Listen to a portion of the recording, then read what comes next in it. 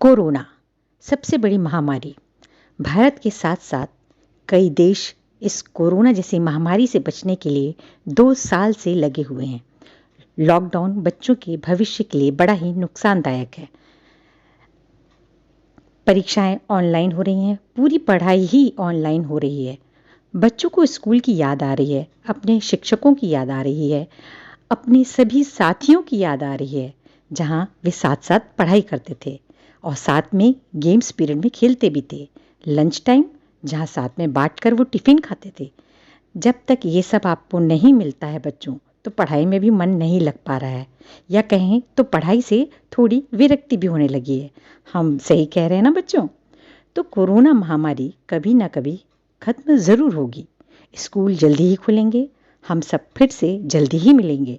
लेकिन बच्चों, यदि आपकी पढ़ने की आदत छूट गई तो स्कूल खुलने के बाद आपको बहुत ही मुश्किल होने वाली है। आप अपने पढ़ने और लिखने के अभ्यास को जारी रखिए। यदि आप पढ़ने का अभ्यास जारी रखेंगे तो आपको इस कहानी से, जो कि अभी मैं आपको सुनाने जा रही हूँ, उसी तरह का फ़ायदा होगा। तो आइए बच्चों, एक छोटी सी कहानी विजय दान देथा, जो कि पद्मश्री मिले हुए बहुत बड़े लेखक हैं, उनकी कहानी के माध्यम से जानें कि इस लॉकडाउन में आप पढ़ने और लिखने की आप अपनी आदत को किस तरह बरकरार रख सकते हैं। एक बार भगवान शंकर को दुनिया में हो रहे बुरे कामों को लेकर बहुत ज़्यादा गुस्सा आया, तो उन्होंने पार्वती को साक्षी बनाकर संकल्प लिया कि जब तक यह दुष्ट दुनिया सुधरेगी नहीं, तब तक वे शंख नहीं बजाएंगे, और जब तक वे शंख नहीं बजाएंगे बारिश नहीं होगी। तो बस उन्होंने ऐसे ही किया।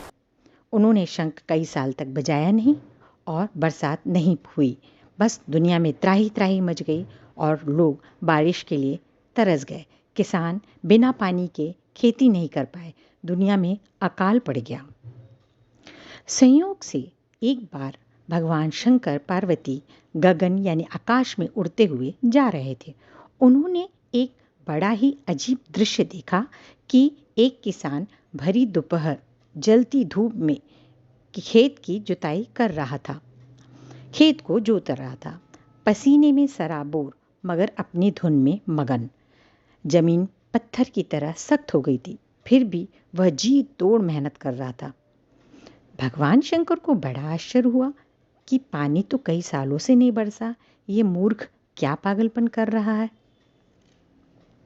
शंकर पार्वती विमान से नीचे उतरे और किसान से पूछा, अरे बावले, क्यों बेकार कष्ट उठा रहा है?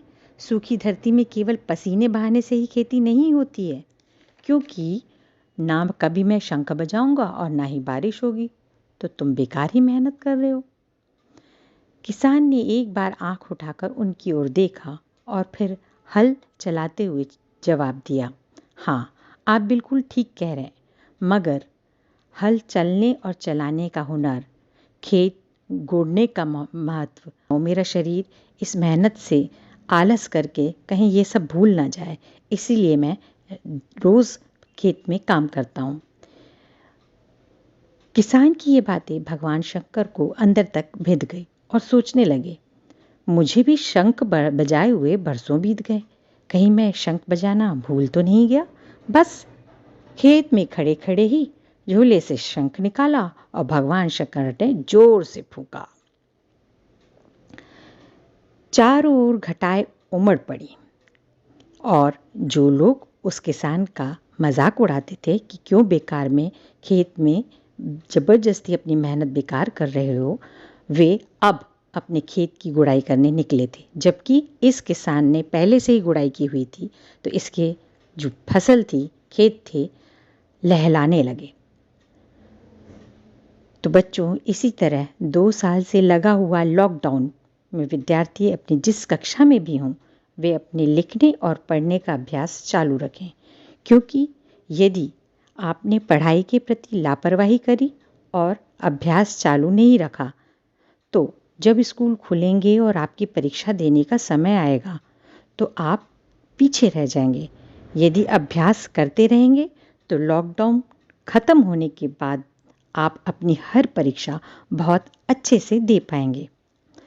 अभी कोरोना जैसी भयानक बीमारी गई नहीं है, तो घर में ही रहकर सुरक्षित रहें, घर में रहकर ही पढ़ाई करें और उस किसान की तरह अपने पढ़ने और लिखने का अभ्यास चालू रखें, क्योंकि भगवान शंकर का शंख कभी भी बज उठेगा। उसी तरह हमारा स्कूल भी जल्दी ही खुलेगा। तो जल्दी ही स्कूल खुलेंगे, हम जल्दी ही मिलेंगे। घर पे रहिए, सुरक्षित रहिए।